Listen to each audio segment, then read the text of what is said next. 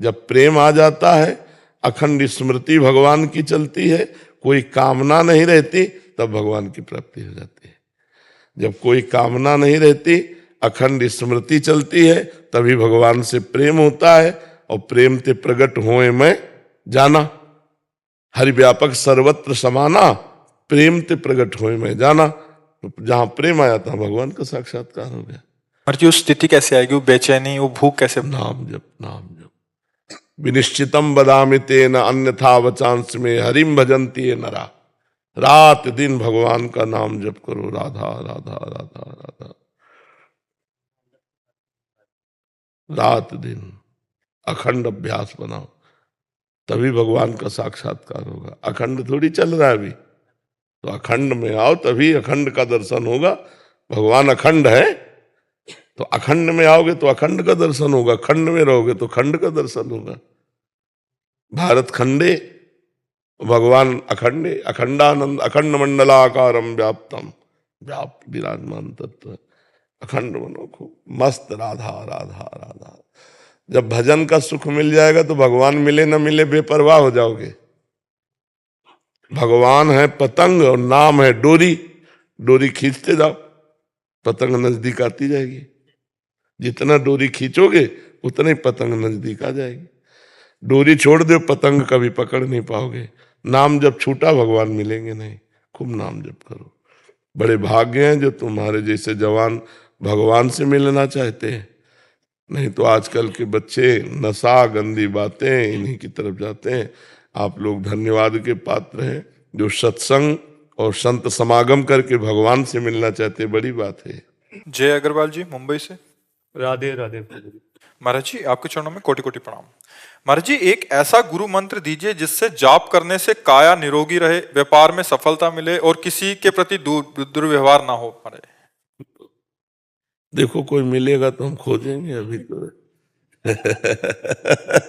किसका है? प्रभु जी। अच्छा अच्छा, क्योंकि अगर हम कह देते हैं राधा जपो तो आप कहोगे आप ही रोगी हो, और आपका प्रश्न काया निरोगी होनी चाहिए। तो हमारे पास तो राधा ही है सब कुछ, तो आप पहले ही हमारी बात काट दोगे कि हमने कहा निरोगी काया तो तुम्हारी किडनी फेल है। तो राधा नाम तो हमारा जीवन है, और किडनी फेल है। और दूसरी क्या मांगा? एक ही जगह हम थोड़ा आपको कमजोर नजर आएंगे कि राधा नाम से हमने किडनी नहीं ठीक की, बीमार बैठे हुए हैं। अगर आप विश्वास करके जपो तो इससे सब ठीक हो जाएगा। नहीं, हाँ, राधा राधा जपो, विश्वास करो, सब ठीक हो जाएगा। शरीर रोग युक्त ना हो ऐसा हम नहीं कहते, पर रोग होने पर भी वो तुम्हें परास्त नहीं करेगा अगर राधा नाम जपोगे, ऐसा हम कहते हैं। और व्यापार बराबर सफलता ही मिलती रहे, ऐसा भी हम नहीं कहते, लेकिन असफलता मिलने पर आप निराश नहीं होगे, ये बात समझ लीजिए। और किसी से दुर्व्यवहार तो होगा ही नहीं। जब हृदय में प्रेम होता है तो दुश्मन को भी प्रेम देने का मन होता है। अपने द्वेष दे कर ही नहीं सकते, अपने प्यार ही देंगे, क्योंकि हमारे पास प्यार है ही, तो हम प्यार ही बांटेंगे। वो हमें मारेगा, हम उसे प्यार करेंगे, वो हमें गाली देगा, हम उससे प्यार करेंगे, क्योंकि हमारे पास प्यार ही है। तो राधा नाम या राम नाम, कृष्ण नाम, हरि नाम, ये संपूर्ण है। जो नाम जप करता है उसके अंदर ज्ञान, विज्ञान, भक्ति सब कुछ आ जाता है। पर अगर ये कि हमारे शरीर में जुकाम ना हो, बुखार ना हो, ये थोड़ा बहुत हल्की बात है। प्रारब्ध है, उसको भोग लीजिए राधा नाम के बल से, और राधा नाम से भगवत प्राप्ति कीजिए, अखंड ऐश्वर्य सुख प्राप्ति कीजिए। भगवान को प्राप्त कर लेना, अखंड ऐश्वर्य सुख, अखंड आनंद, भगवान को प्राप्त कर लेना, दुख का जहां निशान भी नहीं, ऐसे सुख को प्राप्त करना है। तो हमें लगता है कि ब्रह्मास्त्र का प्रयोग मच्छर मारने के लिए करना ठीक नहीं है। नाम का प्रयोग है, जुकाम, बुखार, शरीर रोग, ये तो चल ही रहा है। स्वस्थ होते तो यही करते, जो बीमार होकर कह रहे हैं वही स्वस्थ होकर करते। बीमार होकर के जो ये कार्य हो रहा है, ये बहुत बड़ी बात श्री जी ने करवा रहे हैं। तो हम ये समझ रहे हैं कि देखो प्रारब्ध भोग आया, पर श्री जी हमें बचाए हुए हैं प्रारब्ध के प्रहार से। ये सेवाएं हो रही, खूब नाम कीर्तन, खूब भगवत चर्चा हो रही, और जीवन कट रहा है बढ़िया। तो हम श्री जी के हवाले अपना जीवन कर दें और नाम जप करें। और जैसे श्री जी हमें रखें वैसे ही हम रहना पसंद करें तो बात बढ़िया बन जाएगी।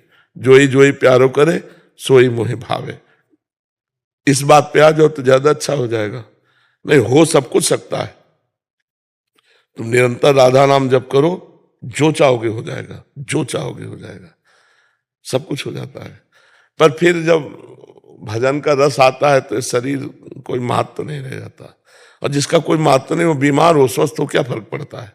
अब अभी चूंकि आप शरीर ही में हो इसलिए शरीर ही प्यारा है आपको, तो लगता है ये शरीर कहीं बीमार ना हो जाए, कहीं इसको कष्ट ना हो जाए। अब इस शरीर में प्रधानता भगवान में नहीं है, जिस दिन भगवान में हो जाएगी तो शरीर का कोई महत्व नहीं रहता है।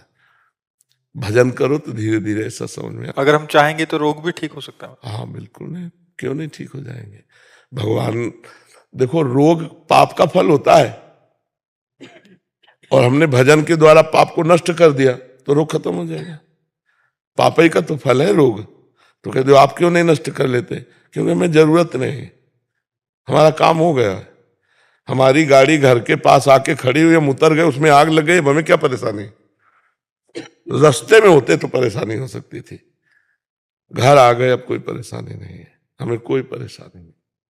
जितना भी कष्ट है वो बहुत सुख से भी ज्यादा मीठा है हमें, क्योंकि मेरे प्यारे के द्वारा दिया हुआ है, वो बहुत अच्छा है।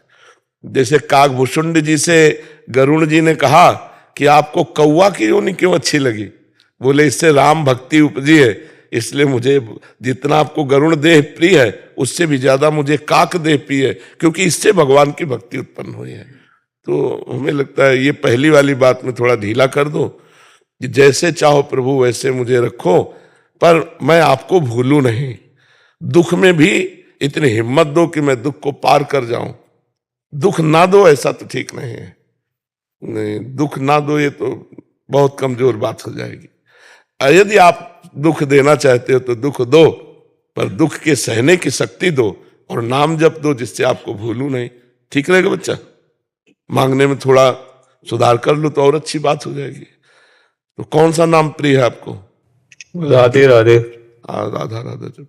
महाराज जी, आप जैसे राधा नाम के आशिक हैं, हम राम नाम के आशिक हैं, आपसे परमिट जा रहा कि आप एक बार बोल लो कि राम नाम।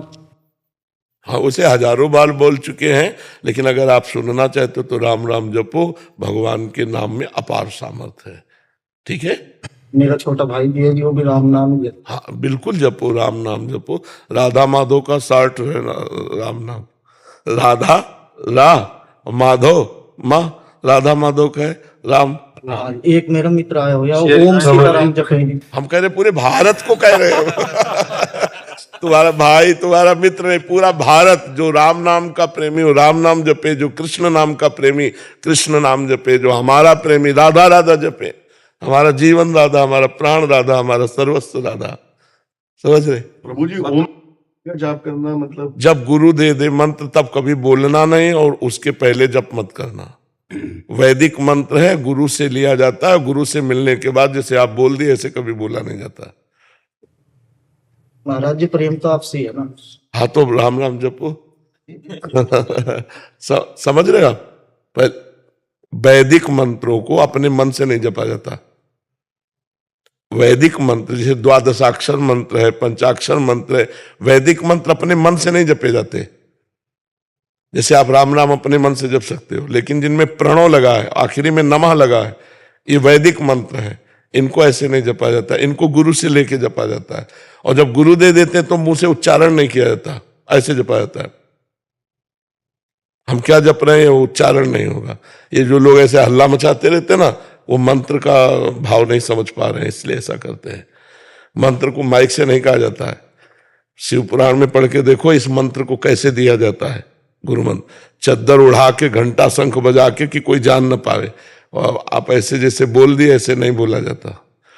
गुरु से किसी से मंत्र लो, खूब जप करो, और जब तक गुरु मंत्र न मिले तब तक साम सदाशिव जपो। क्या? शाम सदाशिव। हाँ, साम माने होता अम्बा भगवती दुर्गा, और सदाशिव साम सदाशिव, साम सदाशिव, साम सदाशिव। संजय शर्मा जी कानपुर से। राधे राधे महाराज जी। स्वामी जी, क्या साक्षी भाव में रहते हुए कर्म करने पर सभी इच्छित कामनाएं पूरी होती हैं? साक्षी भाव का रहस्य क्या है? कामनाएं किसकी होती है? अगर आप साक्षी भाव में, तो कामना किसकी होती है, किसको होती है, कहां से होती है? आपका प्रश्न है, आपका है।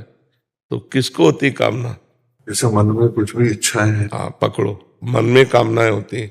किसकी कामनाएं होती हैं? किसकी? किसको? स्वयं के। नहीं, वहीं रहो जहां से प्रश्न किया है। आप तो साक्षी हैं, आप ही तो साक्षी हैं, आप ही साक्षी हैं। किसके? मन के, बुद्धि के, और उनकी कामनाओं के। और कामनाएं किसकी होती है? प्रश्न है आपसे, कामना किसकी होती है? सत की या असत की है? सब सत की कामनाएं कहां करते हो आप? सत माने परमात्मा, परमात्मा की कामनाएं कहां होती है? फिर तो सब मामला ही समाप्त हो जाए। अगर भगवान की कामना जागृत हो जाए तो सारी बात बन जाए। कामनाएं तो शरीर की, संसार की, पद प्रतिष्ठा, भोगों की, इन्हीं की तो होती है ना। तो असत कामनाओं में कब तक विचरते रहोगे? इन असत कामनाओं से क्या पूर्ति होने वाली है, हमें बताओ। इतनी आयु हो गई, अभी तक कुछ हाथ नहीं लगा, और व्यतीत हो जाएगी, कुछ हाथ नहीं लगेगा। जो असत वस्तुएं कमाई है, बैंक बैलेंस, मकान, संबंध, सब यही रह जाएंगे। आप अकेले जाओगे। आपके द्वारा जो चिंतन किया गया, जो क्रिया की गई, सत या असत, वही आपको बांधेगी या आपको सुख देगी। वो कर्म तो कर ही नहीं पा रहे हो जिससे शुभ अशुभ दोनों का नाश हो जाए और भगवत प्राप्ति हो जाए। तो साक्षी शब्द तो बहुत पवित्र शब्द है, महिमामय है, कि हम अंतःकरण के साक्षी हैं, ना कि अंतःकरण है। तो अंतःकरण में कामनाएं हो रही हैं, तो उन कामनाओं के हम दृष्टा हैं, साक्षी हैं। तो हम उनको देखेंगे, इनमें कौन सी सही है, कौन सी गलत है। सही को करेंगे, करने का आदेश कर देंगे, और गलत को नहीं कर देंगे, फिर आनंद आने लगेगा। जो तस्मात् शास्त्रम प्रमाणम ते कार्या अकार्यो व्यवस्थित हो, जो शास्त्र और संतों ने कहा कि ये करो वो करो, जो कहा ना करो वो ना करो, इस बात की आप साक्षी रहो।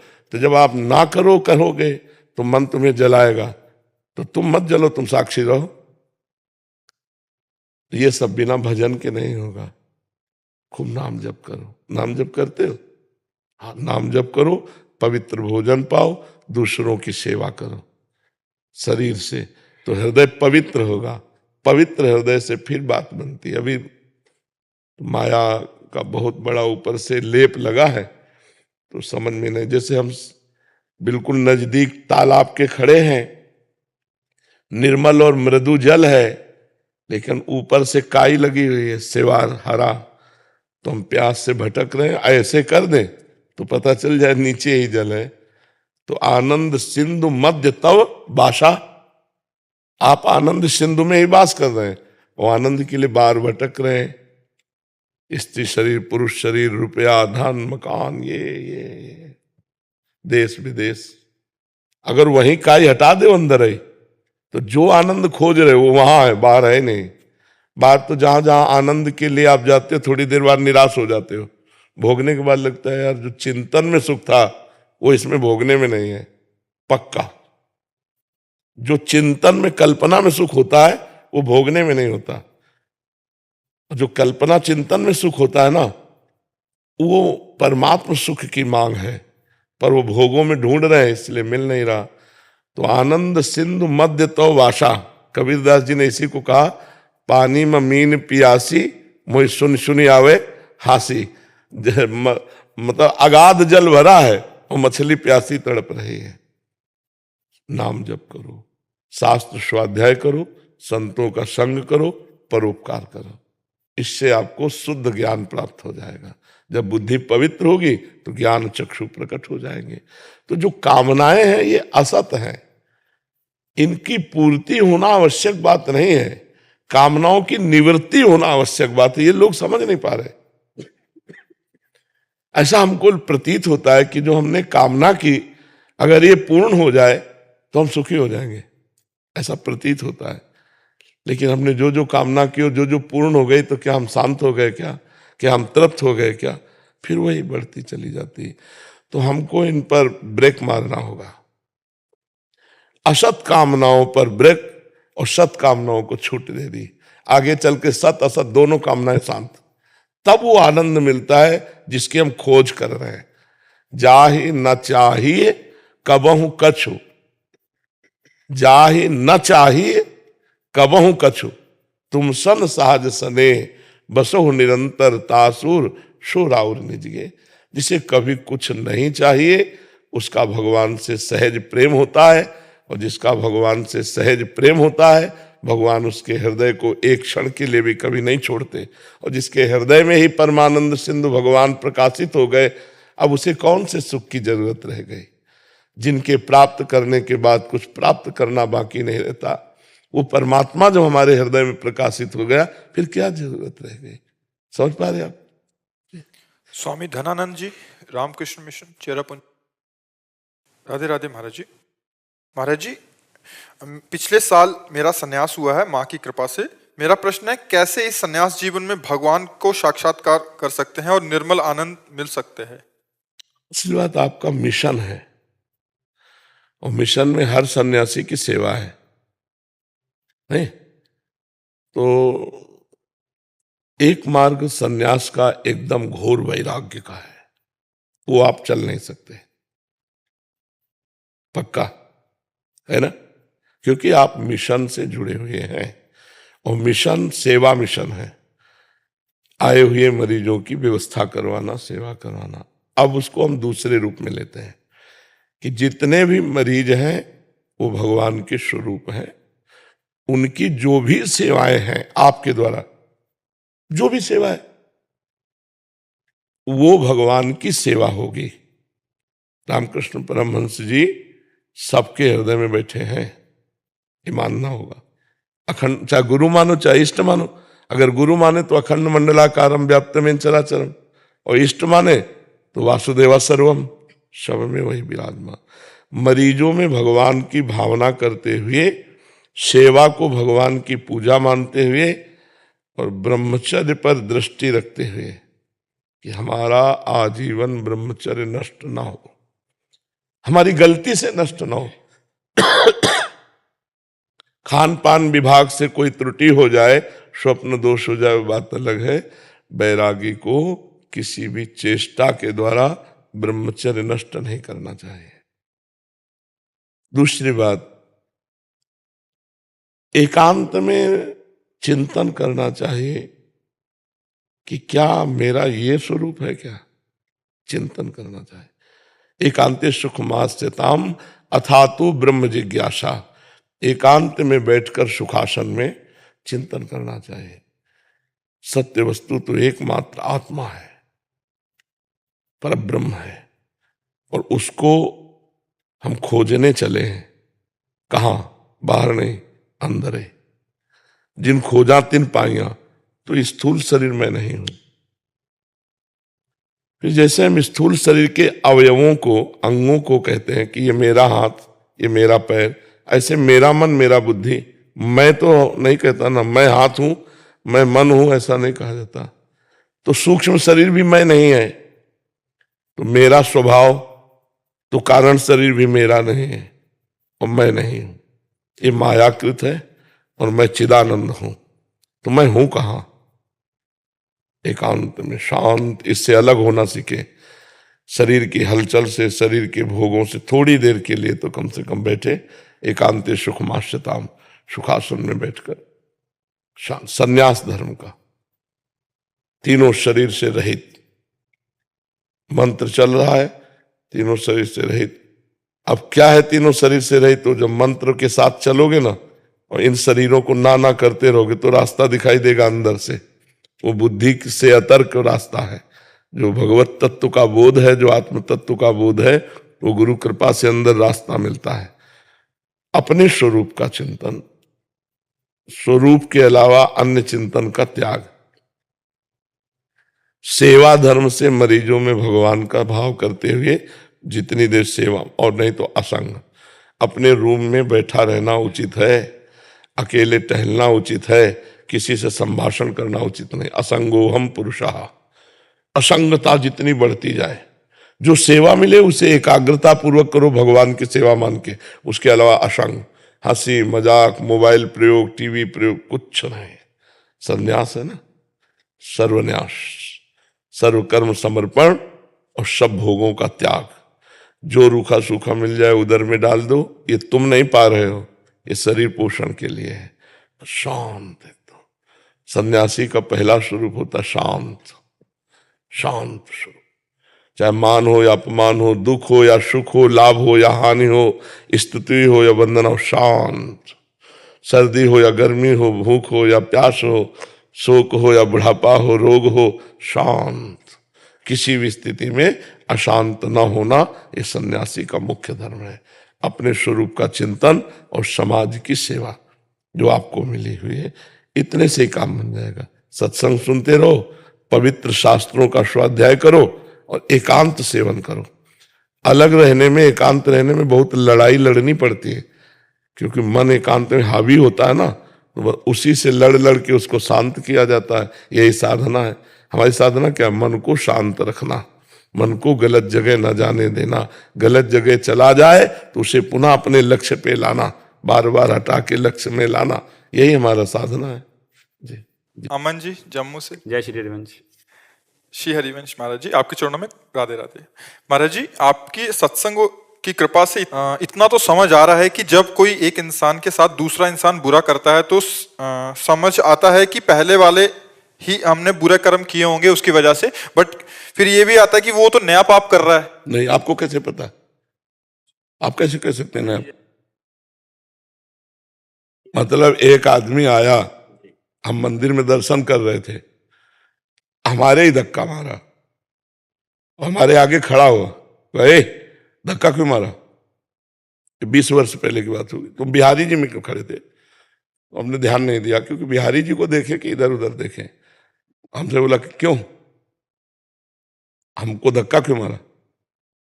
बिहारी जी को देख के मुस्कुरा दिए कि इनकी लीला है। उसने 2-4 ऐसे, क्या है ये, है क्या हमारी उसकी कोई दुश्मनी है क्या?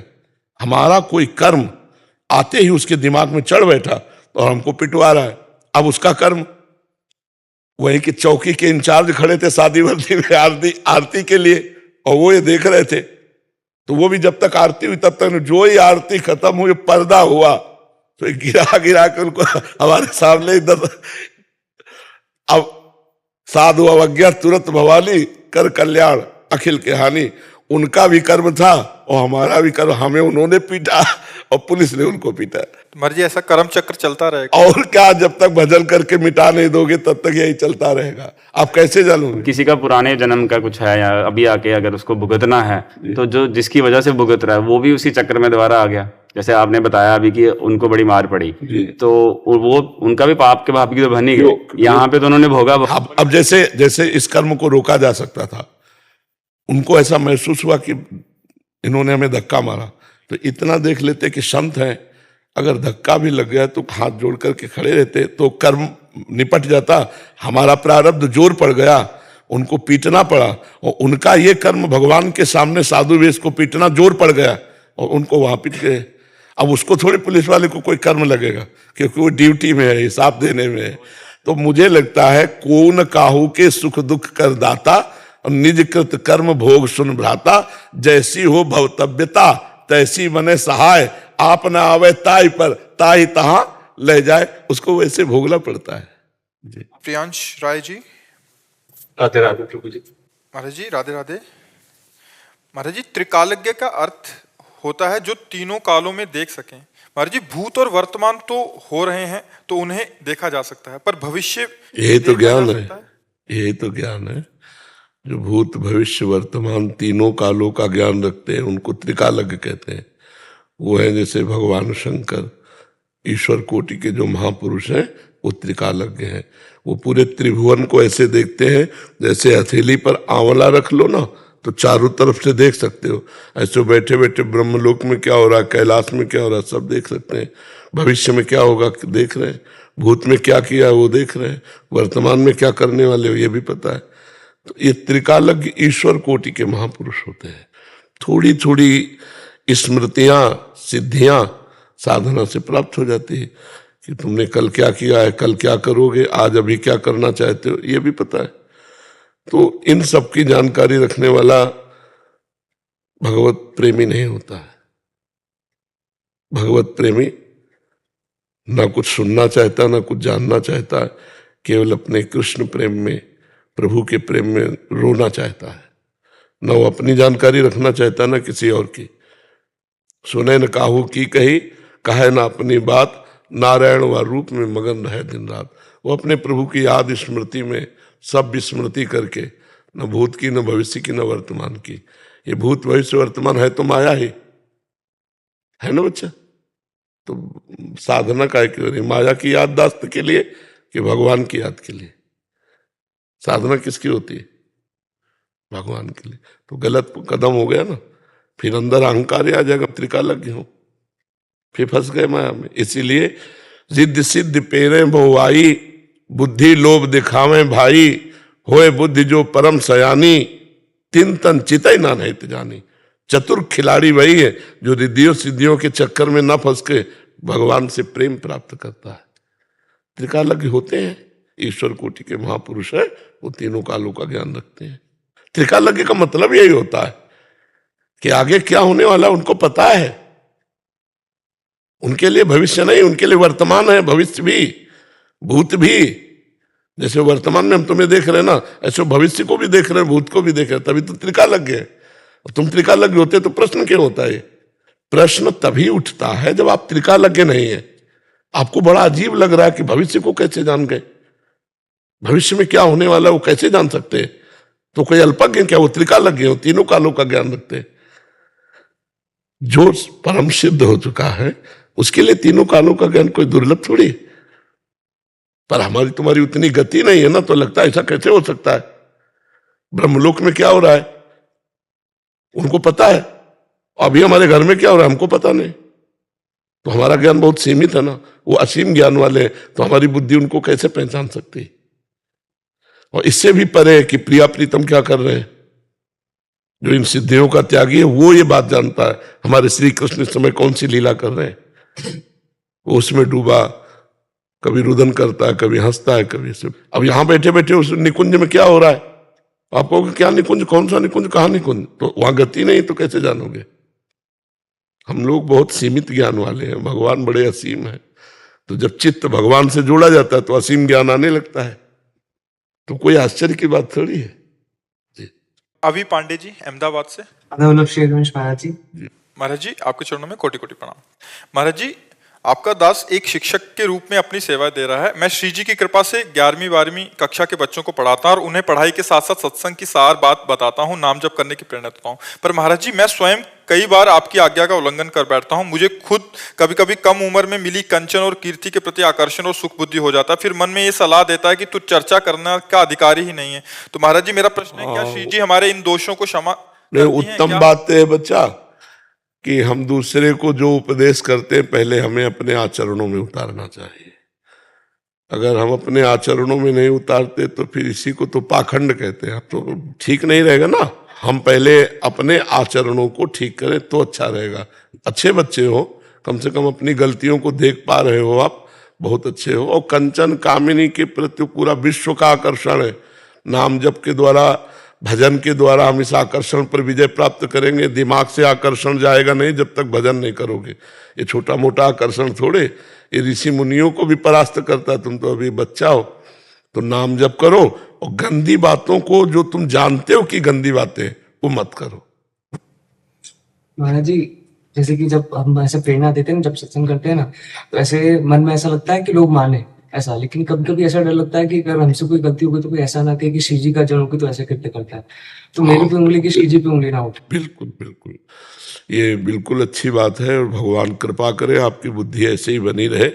ये डर जरूर रहना चाहिए कि हम जैसे नीच हैं तो हैं, लेकिन हमारे गुरु को कोई गाली न दे, हमारे इष्ट को कोई गाली न दे, हमारे द्वारा ऐसा कोई आचरण न बने। ये जिंदगी भर डरते रहे। ये हम, एक ने पूछा था कि आपको डर है, तो हम कहा एक बात का डर है कि हमारे द्वारा कोई ऐसी गलती ना हो जाए जो कोई हमारे इष्ट को और गुरु को गाली दे। ये देखो उनके चेला है, देखो ये भगत बनते थे, हमारे भगवान को हमारे गुरु को कोई गाली दे, ऐसे हमारे आचरण कभी ना हो। ये भगवान से प्रार्थना कि हमको बचाते रहो, ऐसा कोई ना करे। ये अगर बना रहेगा ना तो बहुत अच्छे व्यक्ति बन जाओगे आप। ये डर बना रहना चाहिए, ये डर बना रहना चाहिए। महाराज जी वो डर भी रहता है, बट फिर भी गलती हो जाती है, फिर जलन होती है, फिर हाँ, इसी तरह एक दिन ऐसा दुख आएगा, ऐसी जलन पैदा होगी कि आपसे गलती होगी नहीं। अभी वो दुख, वो जलन जब असहनीय दुख हो जाएगा कि अब नहीं, बस उसी दिन आपके अंदर भागवतिक पावर आ जाएगा कि अब नहीं, मर चाहे जाऊं, अब ये नहीं करूंगा, फिर वो नहीं होगा जीवन में। क्या हम चर्चा कर सकते हैं श्री जी की उपदेश और चर्चा में क्या अंतर है? चर्चा में होता है दो प्रेमी मिलकर अपने प्रीतम की चर्चा करना, उपदेश में होता है कि जो हमने सुना है, पढ़ा है, वो दूसरे के सुधार के लिए बोलना। चर्चा में जो होता है वो दो प्रेमियों की परस्पर प्रीतम वार्ता होती है।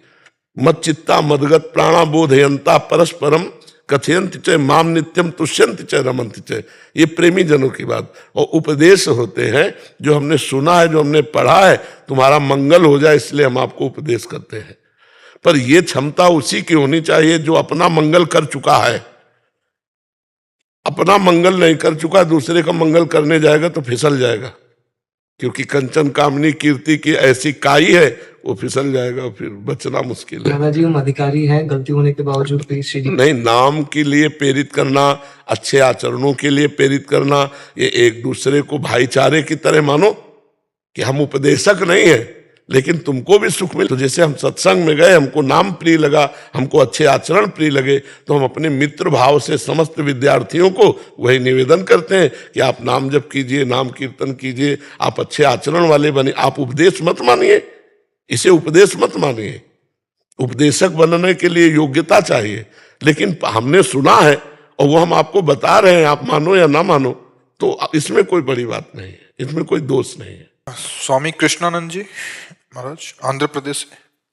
स्वामी जी महाराज जी, वेदांत शास्त्र पाठक जी और आचार्य श्री रामकृष्ण परमहंस जी का परंपरा का आदर्श और उड़िया बाबा श्री रमन महर्षि जैन गोविंदका जी राधा बाबा के विचारों से प्रेरित हैं। रामसुखदास जी महाराज जी से मिले हैं। और महाराज जी श्री रामकृष्ण महाराज जी के जो बोधन, जो पराभक्ति और जो आपकी राधा भक्ति, श्री मधुसूदन सरस्वती जी की कृष्णात् परम किमिति तत्व हम जाने, वेदांत में कह रहे हैं कि निर्विकारता और कठोरता है सरसता पराभक्ति। निर्विकारता से रसो वही सहा। रसम ह्याम लब्ध्वा आनंदी भवतु। साधना में निरंतरता का बारे में संदेह पूछा पहले सेंटेंस में। निरंतरता, हाँ, साधना में और आगे बढ़ने के लिए जो अभी कहा आप, असंग शस्त्रेण दृढ़ेन चित्वा, जी, और उसके बाद वो उस पर स्थित होने, आत्मनिष्ठ और ब्रह्मनिष्ठ में जी, बिल्कुल लग जाने के लिए जी, पराभक्ति का जो आश्रित लेने से जी, बहुत बढ़िया उपाय होगा। ऐसा जी। कुछ उपाय देने। महाराज जी, आसक्ति अगर साकार उपासक है तो इष्ट के नाम रूप में आसक्ति, और निराकार उपासक है तो स्वरूप आसक्ति। देहासक्ति का नाश, इंद्रियजन्य भोगों के प्रति वैराग्य, और मन का जो संकल्प विकल्प रहित हो जाना है। और अपने जैसे देवर्षि नारद जी ने भक्ति सूत्र में लिखा, तन्मया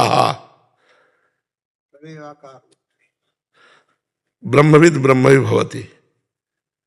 स्वरूप में आसक्ति का मतलब है अन्यत्र से पूर्ण चिंतन शून्य हो जाना। अगर वेदांत शास्त्र के अनुसार तो चिंतन रहित हो जाना ही स्वरूप स्थिति है। अंतःकरण में बुद्धि का निश्चय खत्म, मन का संकल्प विकल्प खत्म, अहम की वृत्ति जो अंतःकरण की है वो लय को प्राप्त हो रही है, और चित्त चिंतन शून्य हो गया है, तो अपने स्वरूप में स्थित है।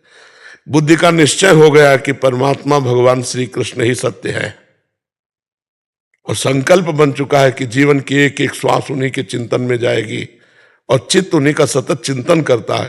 अहंकार उनके दासत्व को प्राप्त हो गया। ये पराभक्ति का स्वरूप है। आसक्ति ही चिंतन कराती है,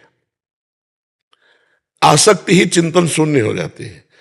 जब हम अपने स्वरूप की तरफ देखते हैं तो हमें किसी क्रिया पदार्थ और चिंतन से सुख नहीं मिलना है, क्योंकि जितना भी चिंतन होगा तो चिंतन ही विषय होगा। हम चिंतन से परे हैं, मन बुद्धि चित्त इनसे अतर्क है हमारा स्वरूप।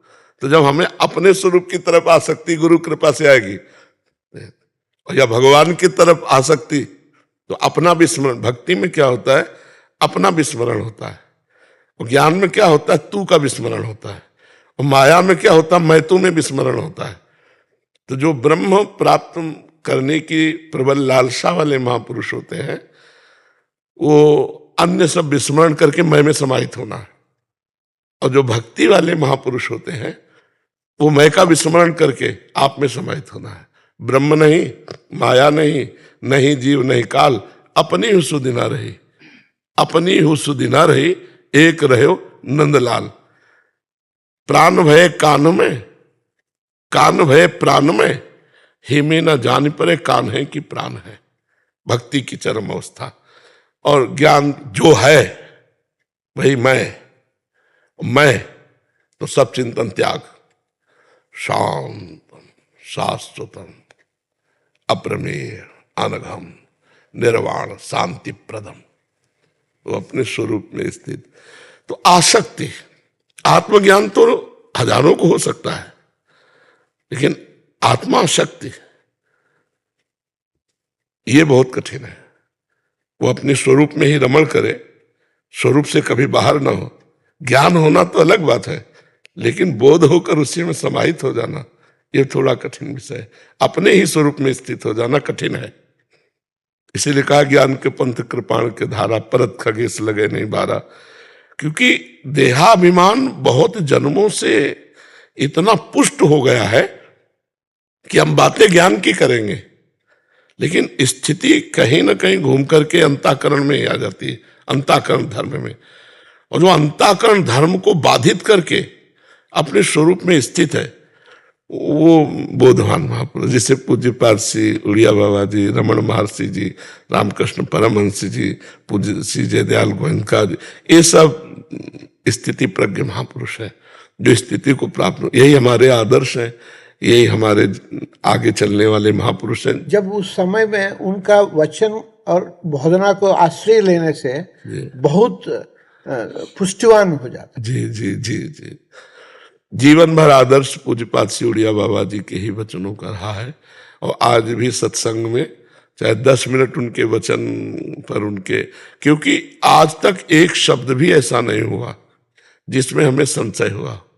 पूज्य भाई जी, पूज्य जयदयाल गोविंदका जी, पूज्य श्री स्वामी राम सुखदास जी महाराज, ये सब बिल्कुल उज्जवल महापुरुष है, निर्मल। हाँ, निर्मल महापुरुष हमारी आत्मा ही है। आपको हर दिन सुनता हूँ, ऐसा लगता है वही इसी का रूप में हमको ब्लेसिंग करने के लिए आया है। जी जी वो सब महात्माओं का कृपा ही है। जी।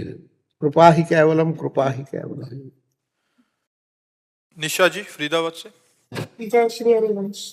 श्री हरिवंश महाराज जी, जीवन में जो भी होता है प्रारब्ध से निश्चित है। हमारा मन सोचता भी वही है, नेगेटिव या पॉजिटिव जो निश्चित है। तो फिर हम जब हमारे हाथ नहीं, किसका प्रश्न है? ऐसा नहीं कि वही सोचता है, नहीं, फिर मनुष्य जन्म में प्रधानता क्या रह गई? ये तो पशु के लिए है, जैसा आपने लिखा है। ये अन्य योनियों के लिए है, मनुष्य योनि में नहीं। मनुष्य योनि में फल में प्रारब्ध अपना प्रभाव दिखाता है। पाप कर्म का फल दुख होता है और पुण्य कर्म का फल सुख होता है। पाप असफलता प्रदान करता है, पुण्य सफलता प्रदान करता है। लेकिन हमारी सोच जो है वो क्रियमाण भी है। केवल प्रारब्ध के अधीन होती तो क्रियमाण का कोई महत्व ही नहीं है। जैसे अन्य योनियों में क्रियमाण शब्द नहीं आता, क्रियमाण केवल मनुष्य शरीर में है। तो हमारे को छूट मिली है। हम गंदा सोच सकते हैं, हम अच्छा सोच सकते हैं। हम शुभ कर सकते हैं, हम अशुभ कर सकते हैं। हम शुभ अशुभ दोनों को मिटाने वाला कर्म कर सकते हैं।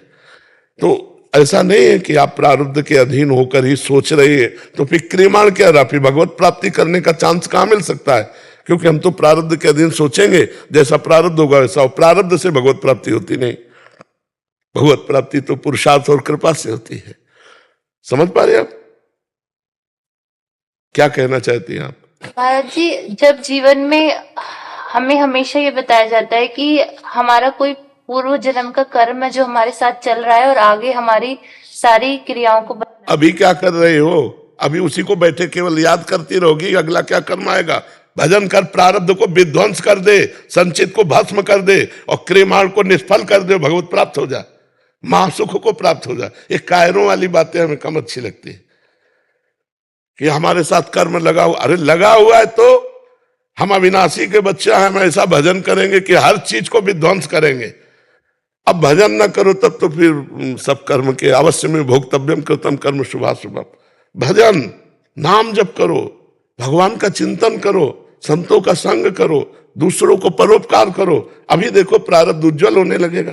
प्रारब्ध क्या है? हमारा किया हुआ कर्म पीछे का, वही तो प्रारब्ध बन करके आ रहा है। हम ऐसे नवीन कर्म करें, उत्तम कर्म करें कि शुभ अशुभ दोनों का नाश करके भगवत प्राप्ति करा दे। शुभ अच्छा थोड़ी है, शुभ जो है सोने की जंजीर है, अशुभ लोहे की जंजीर, बांधने का काम दोनों करते हैं।